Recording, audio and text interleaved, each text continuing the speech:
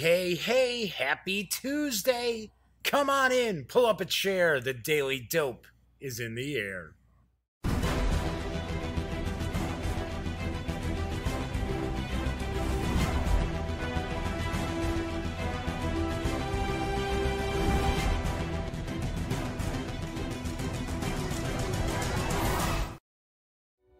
Howdy, gang. Yes, I'm Jeff McAleer, back once again as your host here at The Daily Dope, presented by thegaminggang.com, of which I happen to be the founder and editor-in-chief, or, as I like to say, the Grand Poobah.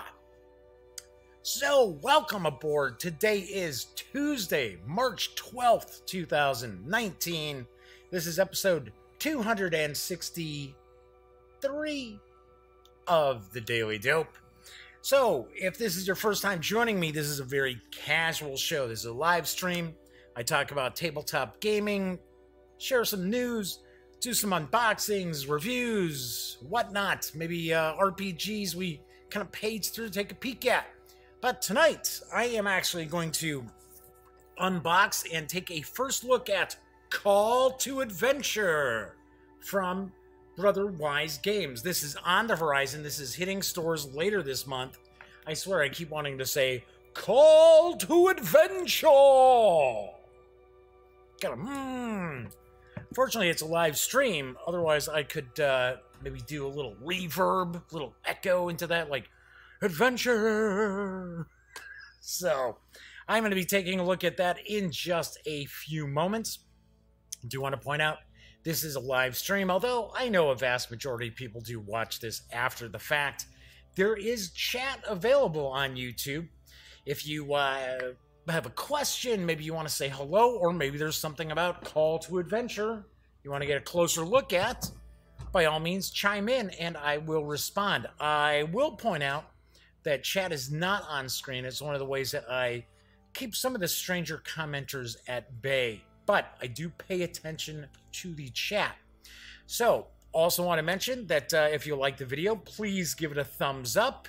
And if you check out some of the videos on the Gaming Gang channel and you dig them, please subscribe. And don't forget to ring the bell, because that way you'll not only be notified when a new video comes up, you'll also be notified when the stream goes live. Hey, and John Vogel's chiming in. Good to see you, John. Welcome aboard. And the other thing I want to mention is if you happen to like the Gaming Gang website, or if you like the Daily Dope, or maybe you like both, tell a friend. Please tell a friend. It's actually the best way to actually spread the word, get more people checking it out. And that is, of course, to just tell a friend. As I'm in my 9th year of covering tabletop gaming.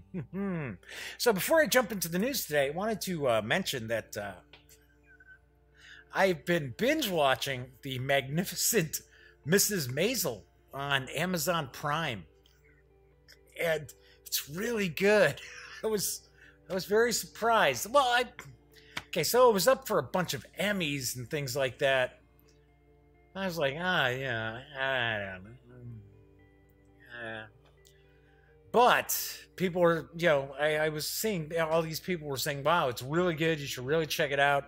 And I do believe the actress in the lead role who plays Mrs. Maisel, I thought she won the Emmy. I'm pretty sure she won the Emmy. She won some award. I know that.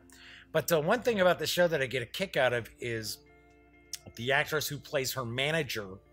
I want to say, I think her name is Alex Borstein. Something like that. But she also has done the voice for Lois on Family Guy. So it's pretty funny. She'll be talking and she'll say something, and then if you close your eyes, you can just picture Lois on Family Guy. It's kind of funny. But if you have not checked it out and you have Amazon Prime, by all means, I recommend it. I am actually, as something falls in my eye here, I am actually on the final episode of season 2.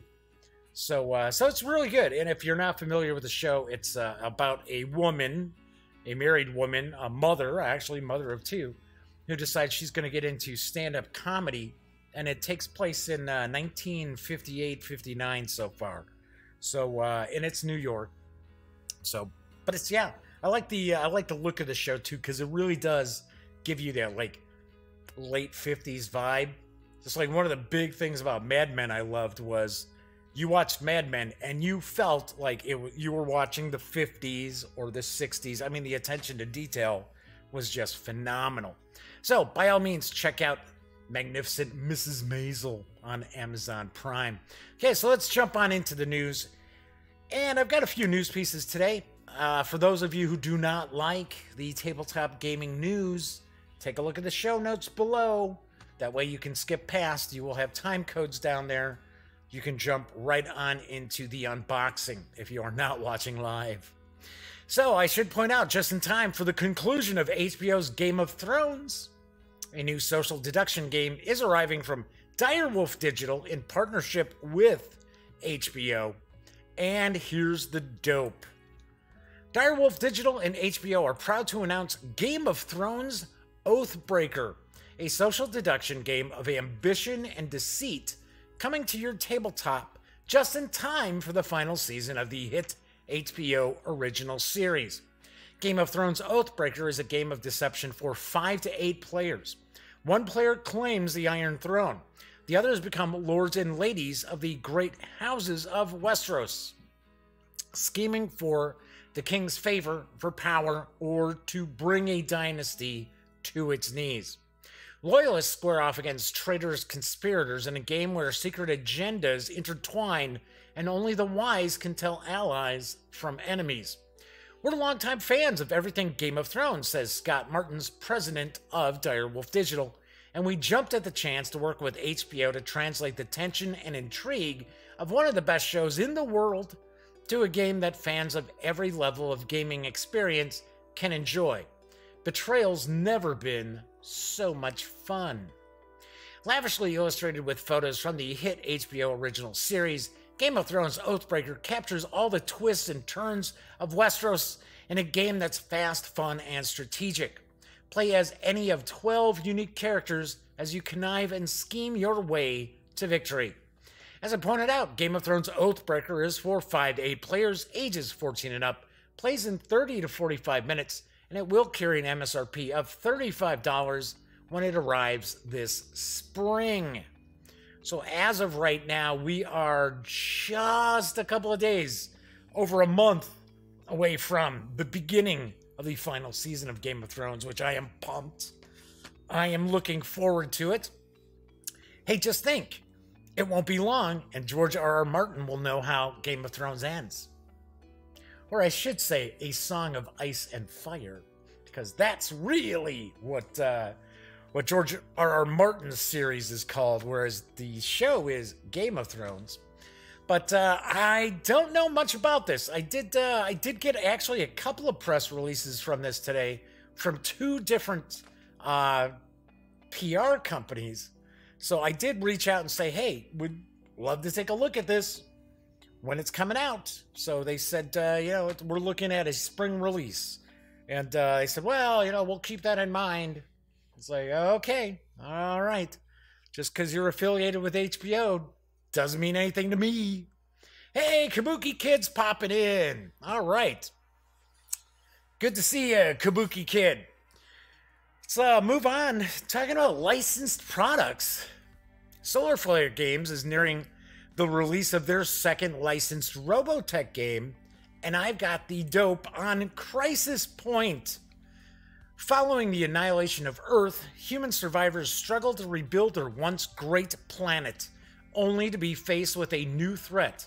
The Robotech Masters arrive to complete the mission that their Zentradi Armada began to secure their empire by reclaiming the proto-culture matrix before it's located by the Invid. In their way stands the army of the Southern Cross. Hey, Ghost World's popping in. Howdy, Ghost. The exciting standalone sequel to Solarflare Games' Robotech Force of Arms lets you take control of the epic conflict known as the Second Robotech War. One player takes the lead as the, plotting, scheming, desperate Robotech Masters while the other player commands the valiant and determined army of the Southern Cross. In this head-to-head card game, players are engaged in conflict for control of the Earth, each side pitting their varied infantry and mecha-based units against each other in an all-out war with only one victor. In addition to their mecha and weapons, players wield powerful command actions and amazing heroes to turn the tide of conflict and ensure victory. Strategy, tactics, area control, bluffing, and hand management all come into play in this dynamic and deep game of alien versus human in a battle of wits and courage. Will you save humanity or utterly destroy it? There is a special pre-order going on right now, and for $30 you can receive Robotech Crisis Point game. There you go. You can get the Force of Arms Grand Cannon Booster Pack. So, of course, you have to have Robotech Force of Arms for that. You also get a limited edition Robotech playing card deck and a limited edition Solarflare Games variant cover for free comic book day, which is actually from Titan Comics. I'm very familiar with Titan. You also get an entry into the Art of Crisis Point pre-order contest. As I mentioned, Robotech Crisis Point is for 2 players, ages 8 and up, plays in about 30 to 50 minutes, and can be pre-ordered for $30. Shipping is expected this June. And yes, we will be seeing this. I talked to Dave over at Solarflare, and he's getting a copy out to me ahead of time.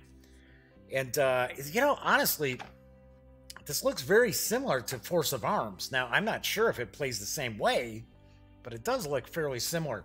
Hey, and Viper Dave's popping in. Howdy, Viper Dave. Right, so, USAopoly is actually bringing the super villains of Gotham to the venerable Talisman board game, and I've got the dope. Something conspicuous is emerging from Gotham City and inching into the OP's searchlight, becoming just visible enough to reveal motives and strategies distinctive of the city's insane asylum.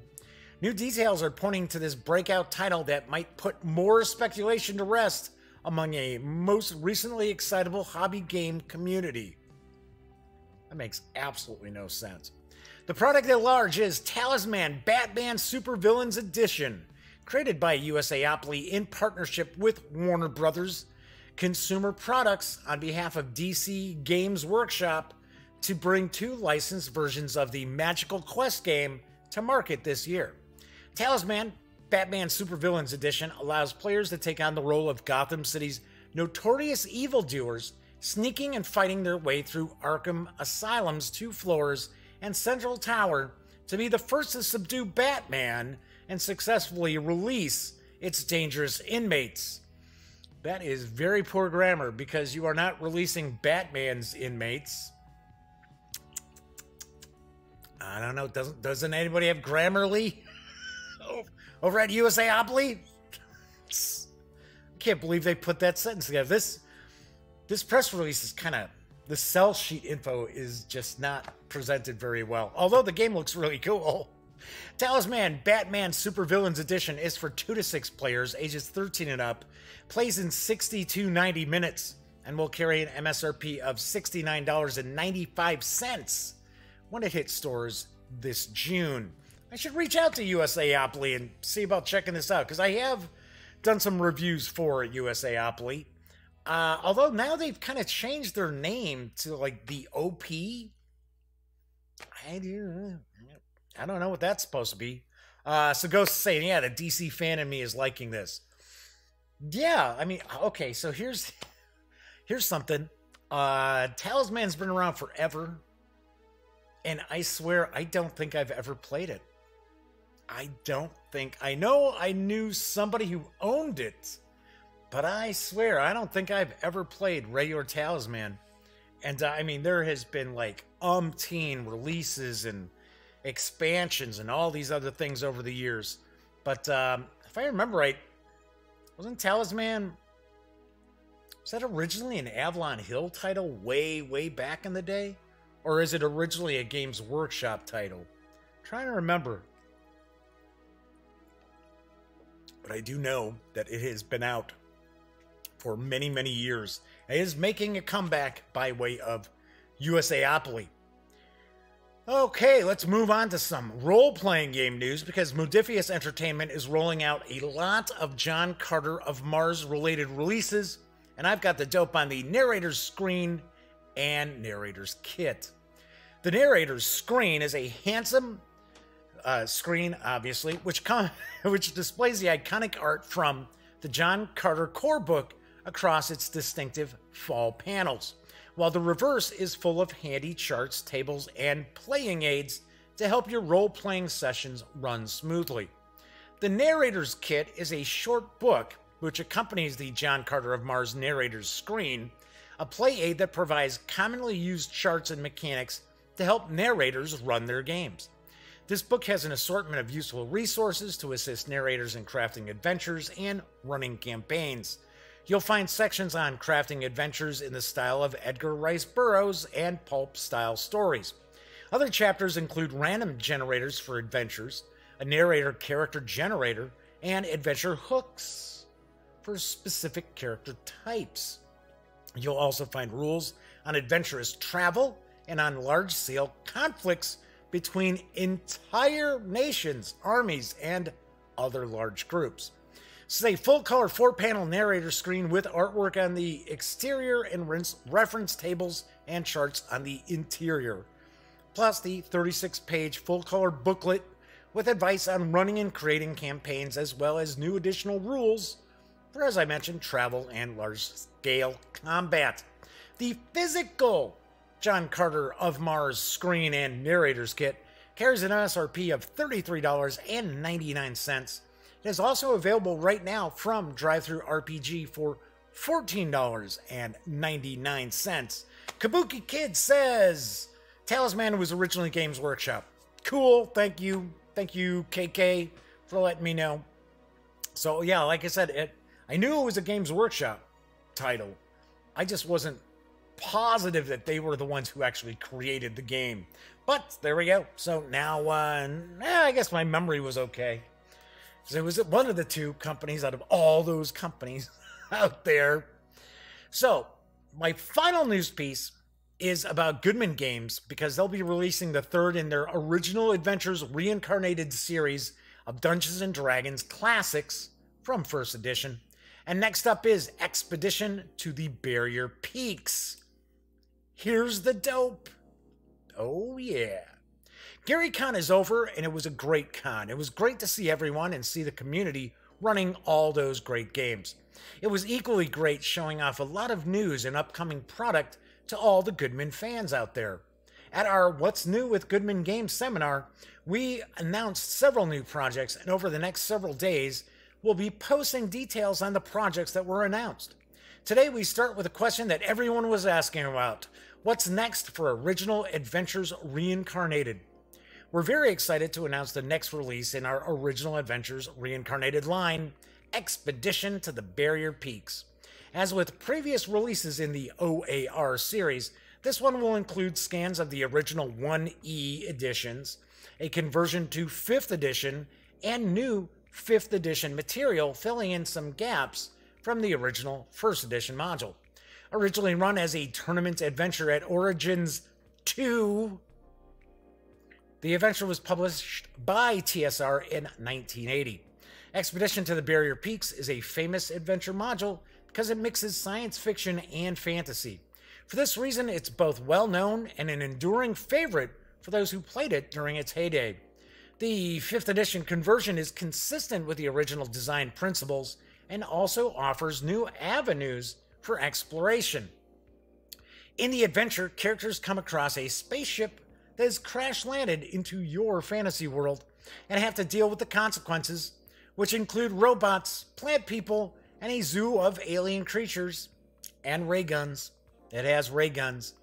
And who out there remembers the rabbit?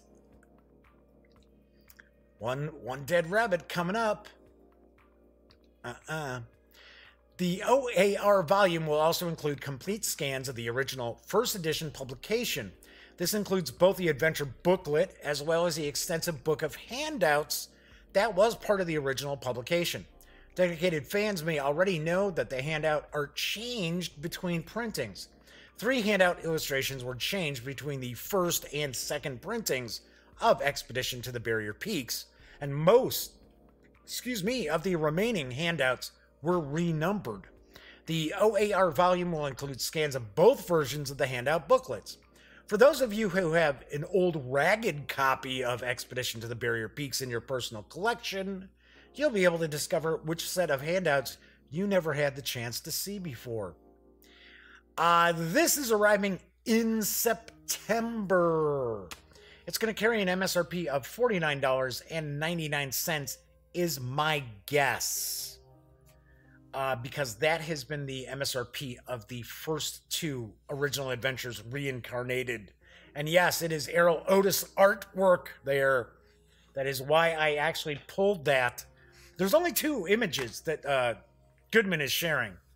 The black cover and then the sort of the OAR spread. I went and pulled the other 2 images. Just as a reminder, because I actually did have myself Expedition to the Barrier Peaks. So, so I gotta admit, I wasn't going to share that news piece because I had reached out to Goodman Games and their PR person was like a jerk. Kind of basically told me to F myself. I was like, I mean, they didn't say that, but it was kind of like, you know, I was like, yeah, okay, whatever. It's like, but I have a very soft spot for Expedition to the Barrier Peaks. So I thought, well, yes, a little Easter egg in the map of the spaceship. Gary Gygax's initials are part of the layout. Yes, I did know that. I did know that. So pretty cool. Although, gotta say, it wasn't, yeah, I guess it was. I was going to say it's, what, about 7 years since they came out with the deluxe books that were 4th edition, and they had Expedition to the Barrier Peaks as part of it, because I remember I did a review of it, and I do want to say I think that's from like about 2011-ish. So, kind of cool. Kind of cool. I got to take a peek at the Keep on the Borderlands reincarnated. I do not own it personally. I got to kind of flip through it a little bit, and it was unique. It was weird to see all these different oh, we're dropping a bunch of frames here. What's going on?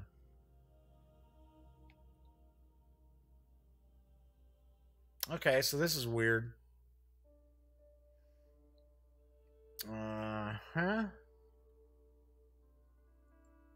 Let's see. Let me jump in here and check something out, because I'm showing it's not streaming anything.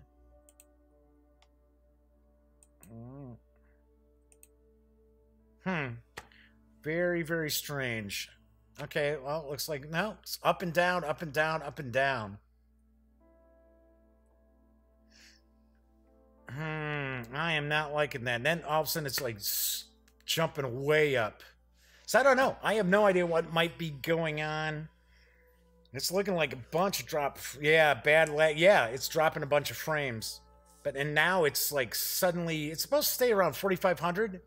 Now it's jumped all the way up to like 12,000. So I'm like, what in the world is going on here? So looks like it's settling back in. Looks like we should be okay. So we will see. We will see in a sec.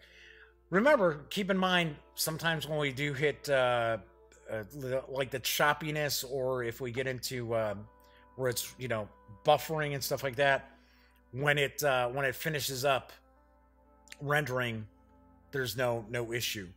So anyway, yes, Goodman Games shut down the stream because they were like, hey, you're talking about us. You're talking bad. You're talking bad about us. All right, so that is it for today's news. Something else I want to mention real quick. We got a few people in chat. Do want to point out, if you hang out in chat all the time and watch episodes of The Daily Dope, you should give a thumbs up to the videos.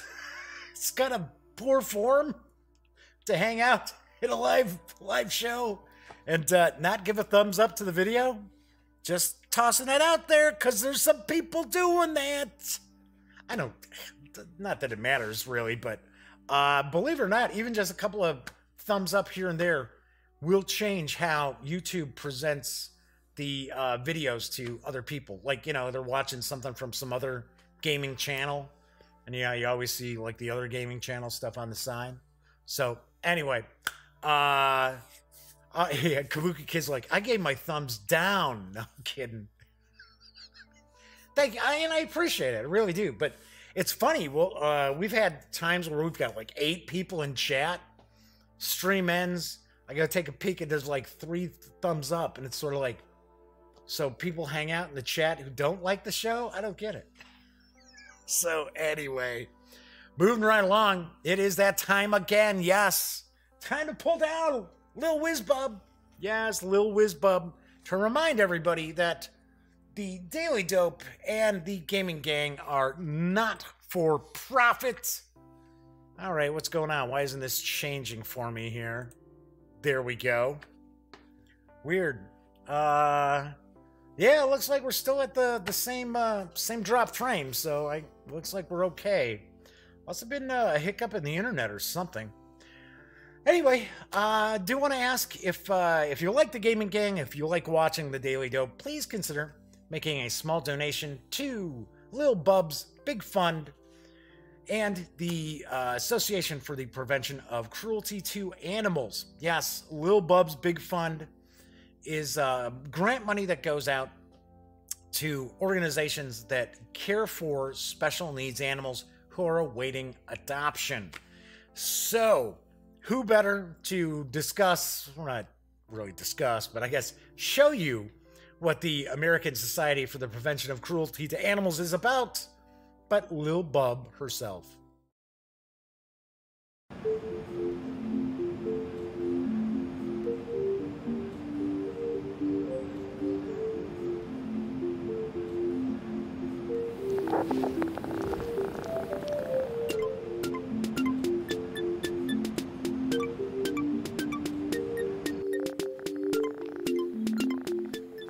Hi, Bub. Nice to meet you. I'm Joey. I work at the ASPCA Adoption Center. It's nice to meet our first ever cat executive officer. Can I show you around?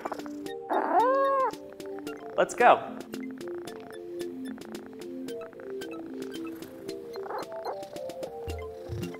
So, Bub, this is our main cat area where we can have up to 300 cats at any given time. They live in these nice cat condos where they can play, jump, and be comfortable until they go home.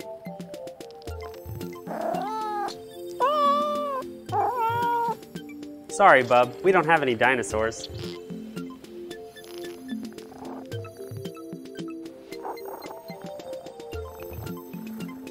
And this is where we keep our adoptable dogs. This is one of my favorite dogs, Duchess. She came to us through the NYPD, and we believe that she was abandoned.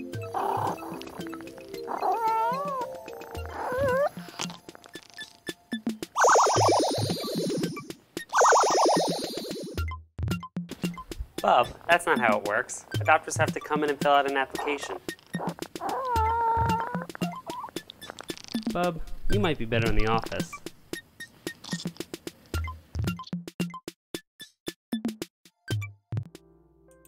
Ah, yes, there we go. Ghost World with his Sky Bub and the World of Tomorrow, which, interestingly enough, that video you just watched, the quality of the special effects were about the same as Sky Captain in the World of Tomorrow. Okay, so anyway, just wanted to once again share some Lil Bub. That cat just cracks me up. Yesterday it was funny because yesterday was National Napping Day or something like that. So today, Lil Bub's owner posted a photo of Lil Bub sleeping. It was super cute, and of course it's like, yeah, well, Lil Bub's National Napping Day has not ended yet. Yeah, Sky Captain in the World of Tomorrow was kind of a crappy movie. I'm snarky tonight. I don't know. I'm not really snarky. I just didn't think it was great. I mean, everybody's got different tastes in movies. So anyway, so what's coming up on the show this week? So on tomorrow's show, I will be reviewing Mark H. Walker's Platoon Commander Deluxe, The Battle of Kursk. Yes. So that will be busted out. I will be doing my review of that. Then on Thursday, I was just talking about the narrator screen and narrator kit. We're going to actually take a look at John Carter of Mars. And these are actually landscape books, so they're actually like this. As you can see, that's how they slide into the slipcase. So, looking forward to this. Looking pretty cool. Then on Friday's show, I will be reviewing The Witcher. Keep in mind, the Friday show is going to be early. I'm probably going to stream that about 1 o'clock Friday afternoon. So, yeah, if you're interested in my review of The Witcher, then by all means, check that out on Friday. Then next Monday, I will be unboxing and taking a first look at Forum Trajanum, which is from Stronghold Games. It's kind of a game of ancient Rome, though I think it's your building aspects of ancient Rome. So there we go. So that's what's cooking. There are some things that are on the horizon. Supposed to be some things that are in transit. I have to say, I thought it was kind of interesting. If you watched last Friday's show, I did an unboxing for Traveler Ascension Imperial Warrant, which is from Daring Play Games. I was talking about my friend Terry Coleman and how the company Lost Battalion Games, I believe, had produced Traveler Ascension. And I had mentioned how I had interviewed the owner of the company years ago at Origins, and they were supposed to send out a review copy of the game and stuff, and I was like, never saw it, so I was kind of like, I almost didn't provide coverage for my friend Terry because of that, but I was like, Terry's my buddy, help him out. And so I got an email from the woman who I guess is in charge of shipping stuff out from Lost Battalion Games, with an apology, which honestly I didn't think she needed to apologize, but she said, "Hey, we're gonna send you out Sergeants." So I guess we're gonna get a chance to see the Sergeants miniatures game after all this time. So, kind of interesting. So I know folks are checking out Call to Adventure, yes, which is from Brotherwise Games. It's designed by Chris and Johnny O'Neill, the brothers of Brotherwise Games, with artwork provided by Matt Paquette. The game is for 2 to 4 players. It's 1 to 4 players on the box, which is, I'm going to take the box's word for it, but sell sheet information says it's for 2 to 4 players, ages 13 and up, plays in 30 to 60 minutes, and it's going to carry an MSRP of $39.95 when it hits your friendly local game stores on March 27th. Moving on over to the other camera here. So, craft your hero. Claim your destiny. So here, see, this is where it says the 1 to 4. But like I said, sell sheet info is saying it's 2 to 4. Feld loves his Roman themes. Yes. Yes, that's true. Dan, the show I want to attend for The Witcher, I won't be able to make it. Ghost, don't worry. Just catch it afterwards. Actually, on the Friday show, I am going to do a special bonus where we're going to take a look at Dark War Rebooted. But just catch the video afterwards. So this is kind of like a game full of choices, as far as I understand. That's kind of the impression I've got. So let's check out the info on the back. Call to Adventure is a tabletop game in which players compete to craft the hero with the greatest destiny. Play cards to build your character, cast runes to face challenges, and choose whether to follow a path of heroism or villainy. Play competitively, solo, or co-op. This set includes everything you need to play. 45 character cards, 92 story cards, 44 hero and anti-hero cards, 4 player mats, 24 custom acrylic runes, 40 experience tokens, 11 adversary quests, and obviously enough, a rulebook. Craft your hero. Your hero's story begins with your origin, motivation, and destiny cards. Over the course of the game, you'll add cards to your story as you acquire traits, gain allies, and overcome challenges. Choose your path. To upgrade your hero and earn destiny points, you must face challenges. Every challenge has 2 possible paths. Choose your path, then cast the runes to see if you succeed. You can also add dark runes to your attempt, but beware of corruption. Claim your destiny. Play hero and anti-hero cards to improve your odds or hinder opponents. Face evil adversaries. In the end, the hero with the highest destiny score is the winner, but every player has the chance to create a character and tell an epic story. Okay. So, I was going to say, and I see written on the back, I could have swore I saw that there's... Yeah, casting runes does seem kind of interesting as far as your resolution mechanic. I saw that there was supposed to be an expansion, which I think is like on the very near horizon. But here it shows, coming in 2019, Call to Adventure Name of the Wind and Call to Adventure Stormlight. So it looks like there are 2 expansions. So if you are not overly familiar with Brotherwise Games, their first game was Boss Monster, which I was one of the first people to review Boss Monster, and I still have Boss Monster floating around somewhere, which I am not...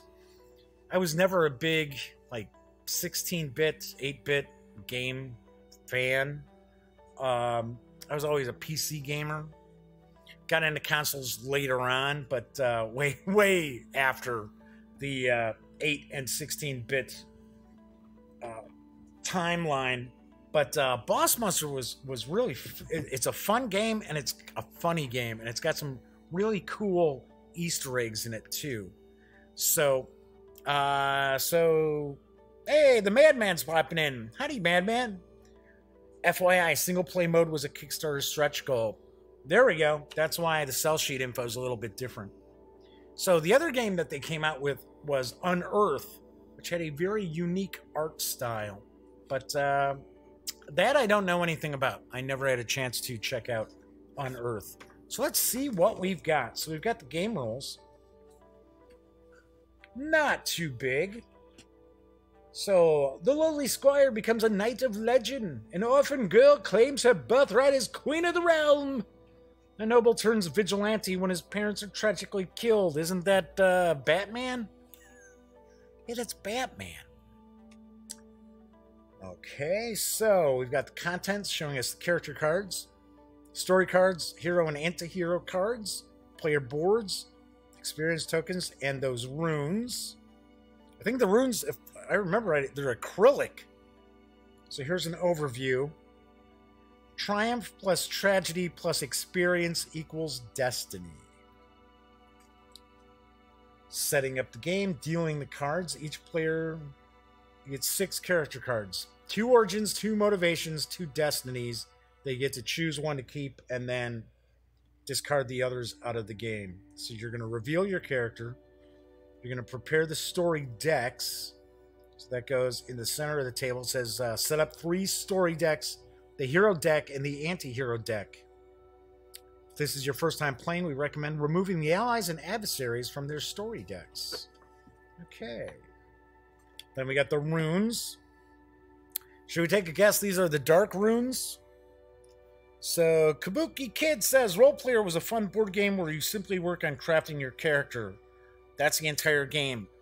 I have heard good and bad about Roleplayer. I heard, and this was from people who were at Origins when it first launched, and they were playing it, and I guess they played it a few times, and because I guess one of them bought it, if I remember right, and they said the game was pretty fun to start off with, but then the game kind of lost its luster pretty quickly. So I don't know. I've never played it. Yeah, I guess, playing a game where you're rolling up a role-playing character does sound kind of funny, kind of meta, almost. Just like Millennium Blades is a game where you're playing players of a collectible card game, and it's a card game. So, don't know. Yeah, I think there's an. I could have swore there's an expansion coming out for Role Player, telling us what we do on each turn. An example of gaining a trait. Attempt a challenge. Challenges are the daring deeds your hero undertakes on the path to notoriety. When you attempt a challenge, you cast runes and hope for a good result. Assess the difficulty number on the left side of the card. Declare which path you're taking. Gather your runes. You can always cast the 3 core runes. Add 1 matching ability rune for each relevant ability icon you have in your story. And you can spend experience tokens to add dark runes. All right. Then it says reading the runes. So, cast 3 runes during each challenge. It says add 1 to any challenge, add 0, and draw a hero or anti-hero card. Okay. So there's all these different ability runes as well, so that's kind of interesting. Other actions: journey, use another card effect, or play a hero or anti-hero card. So here we have an example of play facing a challenge. Ending an act. When you've placed at least 3 trait or challenge cards under your current act, you must end that act. I believe there's 3 acts in the game. We go in ending the game. We already know whoever's got the most destiny points is the winner. So there's a play example. Ending the game, expanding the game. So you get allies and adversaries that you can add to the game. Solo and co-op play. Artwork looks pretty cool. We'll get a better look at that when we start looking at the cards. Here's our rune probabilities. We got some FAQs, some acknowledgements, and a quick start guide. So, those are the rules there. All of 11 pages. But there's a lot of images throughout, so it's not like... And, of course, the font's pretty big, so it's not suddenly, you know, just rules after rules after rules. So the Madman says the expansion adds a bit of adventuring, making the replay ability better. Cool. Cool, cool, cool. All right, so this is a player board. So each of the players are going to get a player board. So it looks like you've got your 3 different kinds of cards here. All right. These are card stock, but pretty good. Pretty good quality stock there. So we got 4 of these. Yep. Oh, look at this. Pretty cool storage solution here. Okay, so, oh, hey, so these are the Destiny tokens. So these are actually plastic diamonds. So that's kind of cool. I was expecting just a counter sheet of them. But no, they are little diamonds. There we go. All right. So we've got that. We've got the runes.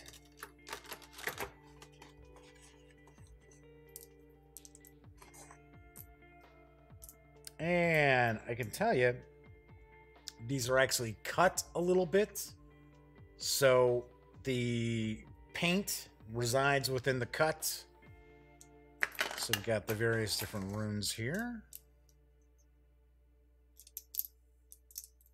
Casting runes. It just seems really kind of wild. Kind of interesting. I've never casted runes before. Okay, so I think this is a core one right here. Is this the other core? Yeah, I think these are the 3, maybe. I thought these are like the 3 core ones that I saw. So, that's a possibility. Are the dark runes. So these are the dark runes here. Whoops. So we got those, and then we've got some discs. I don't know what these are for. All right. I was gonna say, I can tell there's something underneath here. Okay, so this lifts up, and then we've got these 3 decks, which I think these are the acts. I might be wrong. I probably am wrong, but then we got this over here. So let's take a look at some of these cards. I'm going to zoom in a little bit. And there we go. All right, let's take a look at this deck first. Or this might be more than one deck. We'll find out.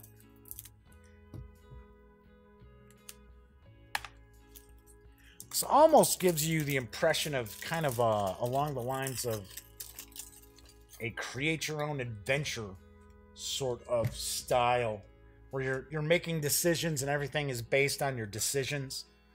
Okay, so we've got Comrade in Arms. Okay, let's see what we've got as far as the different decks. So we've got that.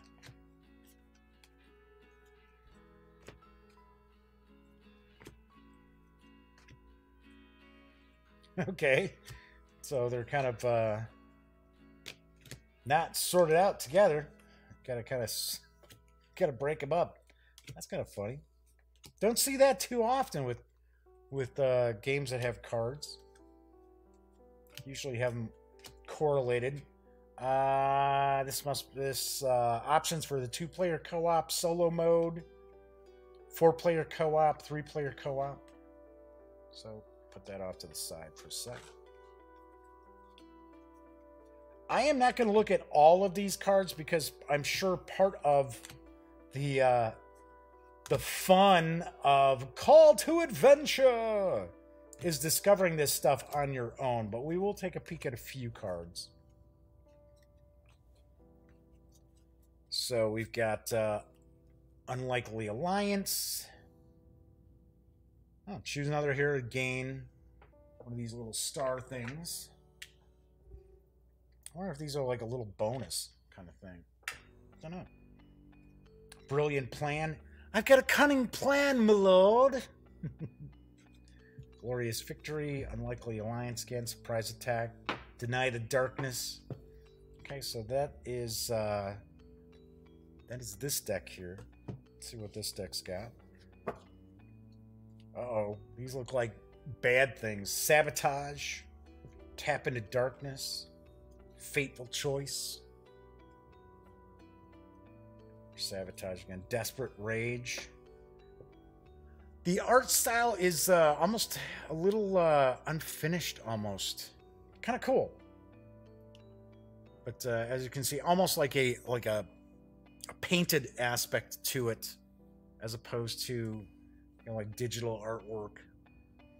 All right, so these look like these are not so good things happening. Here, I think these are adversaries. Doomsday Cult, Demon's Curse, Hunted by the Rider. Yeah, I think these are bad guys that you take on. So, like I said, I don't want to ruin some of the surprises out there and be, taking a look at every one of these cards. So let's put these in here. Then we got the larger tarot size cards. Numbered 1, 2, and 3 on the backs.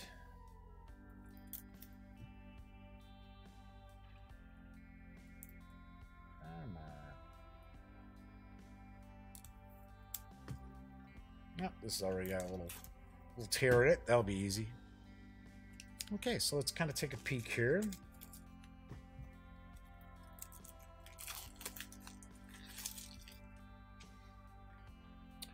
So this is these are the cards I guess you're using to kind of pretty much build your character.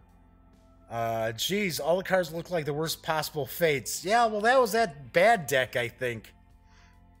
Making me nervous with that blade.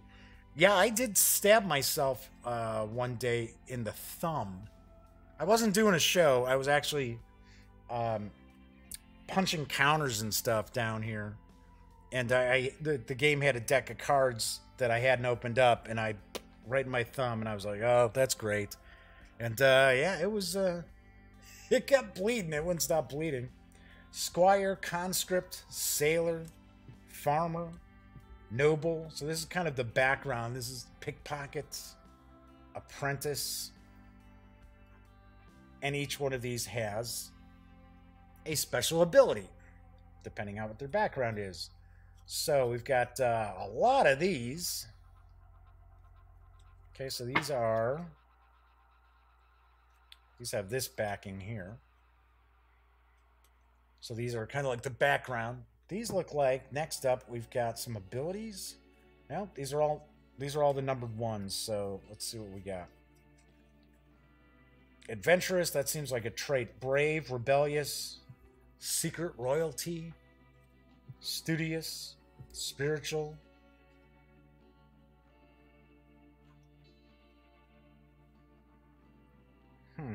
Okay.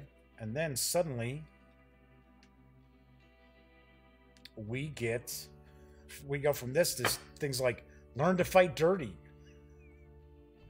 find a lost child, plan to seize defenses. I think these are where you're making your choice of what you're going to do. Win a foe's loyalty, crush your rival, one of the two. Steal to survive, or forage for food, one of the two. So that's telling you what training as a spy or training as a killer in the Thieves Guild. So, okay, so that's got a few more on this one too. Oh, these are the allies. Okay, so we got the allies there. So we would first learning how to play. We're supposed to take the allies out. So escape your pursuers or find a place of power. So nice artwork. I like the artwork. So that's the one, as well as the backgrounds. So let's see what we've got in two. Looks like we've got more traits too. Because as your story continues, because really the main aspect of this game is telling a story. So the way I believe you're supposed to approach this is that you're kind of filling in the blanks as you're kind of telling a story as you're playing the game. So I believe that's how this is supposed to be, where you're not just going, yeah, well, I mean, obviously you could. I mean, there's plenty of people who play role-playing games where it's just like, I roll my dice. I roll my dice. Can I roll my persuasion? What are you doing? Rolling persuasion. Yeah, what are you saying? I don't know, I'm just rolling persuasion. Yeah, that's modern role-playing for you. But I think you're supposed to kind of be telling a story as you're playing it. So it looks like these are more kind of, yep. Looks like we've got these broken up into 2 decks again. So that looks bronze. This looks silver. I'm going to take a guess that on the back of that's going to be gold. So it looks like we've got more traits. Born Lucky. Thrill Seeker. Soul Survivor. Okay, so we've got more traits here. And then we've got more challenges here. Oh, wait. Hang on. We got, there we go. We still had one left. So, honorable, criminal, enlightened, inspiring. Here we go. Now we get into challenges again. Repel a bandit attack or hide from the fight. Press in the service, break out of captivity. Yes, Conan. Lead an attack, tend to the injured. So we got all of these different challenges here. And then we get into allies again. So we get more allies in this. And then we get some adversaries too. The Crime Lord. The Mad Cultist. The Warlock. Okay. Cool. Alright, so that is the what appears to be the second act deck. Yeah, these are nice big cards. These are nice, large tarot size cards here. Okay, so we've got, here we go. There's the gold. High Arcanist, Paragon of Light, Cunning Villain, One with Nature, Wise Master, Mighty Conqueror. So as you're going through the acts, you're becoming more powerful. So that's that deck here, and I'm going to assume our challenges become much more difficult. Arcane, supernatural, cursed, blessed. There we go. Call for mercy, save the innocent. Extinguish the fire, harness living flame. Jeez. Win the queen's favor, or unseat the queen. There you go. Enslave the forest spirit, or restore the balance. Succumb to dark magic, or defeat a witch. Very cool. All this stuff is unique too, and then we've got some more adversaries. I guess these are probably bigger bads than in the second act. So we got the tyrant, the warlord, the high priest, the sorceress, blood of the dragon. Hey, that's from that. Wield the dark blade. Cool, sweet. All right, so then that is the what appears to be the third act deck, as well as more abilities or traits. Then we got a score sheet right here. Just got a little score pad for you to kind of track your score on. Nice. Okay, so put this back in here. Or did I double up on something here? No, I don't think so. All right, maybe, I guess that was empty. So close that back up. So we've got all the decks of cards. We've got the little destiny counters here. Score sheets. We've got the player boards. And the game rules. And that is what we find when we take everything from Call to Adventure outside the box. As I mentioned, this is from Brotherwise Games. It is not available yet. It is for 1 to 4 players, ages 13 and up, plays in 30 to 60 minutes. It is going to carry an MSRP of $39.95 when it hits your friendly local game stores on March 27th. Yeah, it looks like pretty good production quality on this.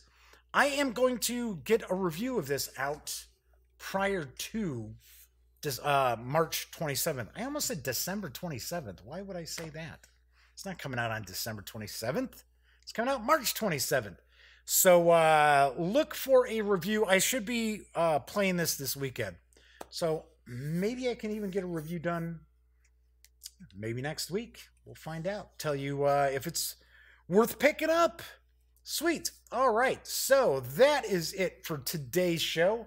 As I mentioned on tomorrow's show, I will be reviewing Mark H. Walker's Platoon Commander Deluxe, The Battle of Kursk from Flying Pig Games. So that is our War Game Wednesday title that we'll be diving on into. So as I like to point out, when you're not watching videos on the Gaming Gang channel, please visit thegaminggang.com for all the latest in gaming news, reviews, comics, movies, TV. By now you know the drill. Get your geek on at thegaminggang.com. Thanks to everybody for popping into chat tonight. Enjoy the rest of your Tuesday night, and I will be back tomorrow. And as always, thank you very much for watching.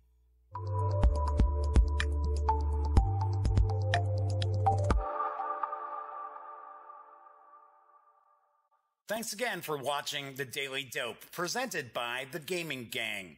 If you like this episode, be sure to give it a quick thumbs up. And if you dig the channel, please subscribe. If you'd like to check out our previous episode, click right here. And if you want to check out a somewhat randomly selected episode, give a click right down here. It'll be like opening a box of Cracker Jacks. You just don't know what you'll get. Once again, thanks for watching, and I'm Jeff McAleer.